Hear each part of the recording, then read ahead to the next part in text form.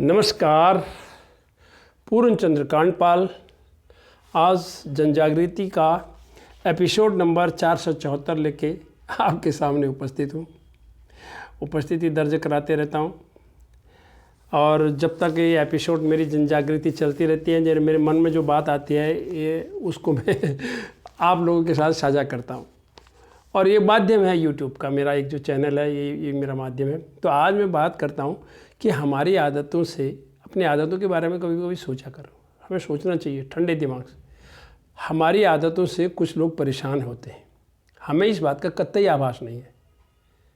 हमारी आदतों से कुछ लोग परेशान होते हैं लेकिन हमें उसका कोई ज्ञान नहीं है। मैं उसकी चर्चा करना चाहता हूँ आपके सामने। अब तो सबसे पहले एक आदत है हमारी अलार्म की। पहले घड़ी के वो टन टन टन टन टन टन वाली होती थी, अब मोबाइल में अलार्म है। मोबाइल ने कई लोगों की छुट्टियां कर रखी है, वो बात किसी और दिन करूँगा। और तो अलार्म भरा हमने, मान लिया मैंने 5:30 का अलार्म भरा, अलार्म टाइम पर बजेगा। अब अलार्म बजा तो मैंने उसको बंद किया, फिर चादर तानी या रजाई तानी, सो गए। उसके बाद फिर झपकी लग गई और कितनी देर में उठे। अब सवाल हमारा ये आता है, बगल परिवार के बाकी लोगों को पता लगता है यार अगर तुमको नहीं उठना था 5:30 बजे तो आपने अलार्म क्यों भरा भैया, किसके लिए भरा? वो अलार्म तो सबको सुनाई देता है, बाकी लोगों को भी तो उससे हर्जा हुआ ना बाकी लोगों का।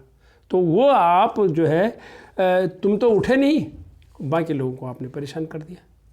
तो मेरा इतना ही कहना है, इस आदत को बदलिए। आप 6 बजे का भर रही है ना उसमें अलार्म, 5-5:30 का क्यों करते हैं जब आपको उठना ही 6 बजे है? तो अब सोचिए अपने को, रात को सोते समय में भाई मैं इतने बजे उठूँगा। अलार्म बजने का अर्थ है एकदम रजाई हटाना और थोड़ा सा स्लो होते हुए बिस्तर में बैठना और फिर कपड़े पहन के निकल लेना, बाकी अपने कार्यक्रम करना जो करना है आपने, जिस उद्देश्य से आपने अलार्म भरा। तो इस आदत को बदलिए महाराज। अगर मेरी ये बात अच्छी लग रही है तो अपने घर में देखिए कितने लोग ऐसा कर रहे हैं। आपके घर में भी कोई ना कोई ऐसा ज़रूर मिलेगा आपको। अब दूसरी आदत है, हम जब किसी के घर जाते हैं तो हम ज़ोर से बोलते हैं। हमें मालूम नहीं है हम कितना ज़ोर से बोल रहे हैं। हो सकता है उनके घर में उस समय अगले दूसरे कमरे में कोई बच्चा पढ़ रहा हो या कोई सोया हो, कोई और कारण हो सकता है। कुछ भी काम कर रहा हो, कोई अध्ययन कर रहा हो, योगा कर रहा हो, पूजा कर रहा हो, कुछ भी कर रहा हो। हम उतनी ही आवाज़ में क्यों नहीं बोलते हैं जितने में जो हमारा पास में बैठा हुआ आदमी हमारी बात को सुन ले? हम बेफालतू इतना बोलना शुरू कर जाते हैं, आवाज़ तो चारों तरफ जाएगी, हम भूल गए। हमें पता नहीं जो आपके सामने बैठा है आप उतनी ही आवाज़ में मेरे में भी ये बीमारी है। मैं अपने को सुधारता हूँ, जब जागो तब सवेरा। आप भी जगिए ना, अपने को देखिए आप कितने ज़ोर से बोलते हैं। जो मेरे सामने बैठा है, जितने लोग बैठे हैं उतना ही बोले, बात खत्म, और एक के साथ ही बोले। तीसरी एक और आदत की बात कर लेता हूँ। हम कभी कभी कोई बीमार होता है, घर में कोई दुख सुख होता है, तो हम वहाँ शोक प्रकट करने या दुख प्रकट करने या बीमार की खबर करने जाते हैं।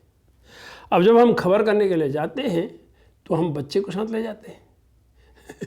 हम बच्चे को किस लिए ले गए भैया? आप वहाँ टोटल पूरा करने गए, सीधी बात है, मैं कह रहा हूँ आपसे। आप वहाँ टोटल पूरा करने गए, आप बच्चे को ले गए, आप करने कहा चलो इसको भी खिला लाते हैं। वहाँ जाके हमने बच्चा छोड़ा और नीचे, और बच्चा टॉडलिंग करते हुए अपना इधर उधर गया। कभी उसने गुड़िया छेड़ी, कभी फ़ोटो छेड़ी, कभी आपके घर का सामान छेड़ा, कभी फिर आप उसको वहाँ सबके सामने डांटना के नाटक करोगे, अरे क्या क्या कर रहा है, ये क्यों कर रहा है? उनको बिस्किट अलग घर से खा के आया था, अब देखो बिस्कुट खा रहा है। अरे घर से खा के आया था, नहीं खाया के आया था, ये तुम काहे को परेशान हो रहे हो? लड्डू खा के आया था, जो भी खा के आया था, आप क्यों परेशान हो रहे? आप बच्चे को ले क्यों गए? आप वहाँ उनके दुख सुख में अब अपना साझा करने के लिए गए, तकलीफ़ को, उनका दुख बांटने गए थे, या हमने बच्चे को खिलाने के लिए गए थे? तो हालचाल पूछने के बहाने ये जो तमाशा होता है ना ये मेरी बात का बुरा माने लोग, मानने तो मेरे तो कहना है ना, जनजागृति करनी है, तो फिर कौन कहेगा? क्यों मैं किसी से डरूं? ये गलत बात नहीं होनी चाहिए। उसके बाद एक जगह एक आदमी इस चीज़ से परेशान था, तो उसने अपने घर में, ये चौथा पॉइंट है, अपने घर में जहाँ पर वो बैठता था एक बोर्ड में लगा रखा था, if you have nothing to do don't do here. तो हमने कहा यार ये तुमने लिखा क्या है, हमारे समझ में नहीं आया। If you have nothing to do don't do यार। जब उस आदमी ने सूक्ष्म में ये बताया, भैया इसका अर्थ ये है जब तुम्हारे पास कुछ करने को नहीं है तो यहाँ मत बैठो। अब जो गए उसके पास तो घर में टाइम था, उन्होंने कहा यार चलो फलाने के यहाँ 2 मिनट 2 घंटे बैठ के आ जाते हैं, चाय वाय भी पियाएंगे, या चाय पीने से पहले 1 घंटा, चाय पीने के बाद 1 घंटा, जाने का नाम नहीं लेंगे। वो आपने ये कैसे समझ लिया वो आदमी जो जिसके यहाँ आप गए वो खाली बैठा हुआ है? आप तो खाली हैं, वो तो खाली नहीं है। हो सकता है वो अध्ययन करता हो सकता है उसको कहीं जाना हो सकता है उसके यहाँ कोई मेहमान आने वाला हो सकता है उसको कुछ मार्केटिंग का काम हो, कुछ भी हो सकता है ना। आपने ये कैसे समझ लिया कि मैं इतना घंटा वहाँ टाइम पास करके आऊँगा? इसलिए उस आदमी ने लिखा था कि भैया जब तेरे पास कोई काम नहीं है तो यहाँ मत बैठ।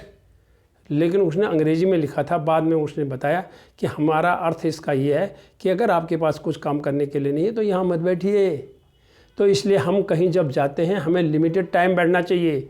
ये मेरी जन जागृति है। 4 मुद्दे हो गए, तो चारों मुद्दे में किसी के यहाँ जाते हैं लिमिटेड बैठिए, उतना ही बैठिए। छोटा बच्चे को मत ले जाइए, अगर दुख सुख का खबर करने के लिए गए हैं तो उसी तरह से आप जो है अगर कोई पढ़ रहा है तो किसी के यहाँ ज़ोर से मत बोलिए, और घड़ी का अलार्म उतना ही भरिए, नहीं तो फिर आप दोबारा सो जाते हैं तो घर के बाकी लोगों को काहे को परेशान करते हो भैया।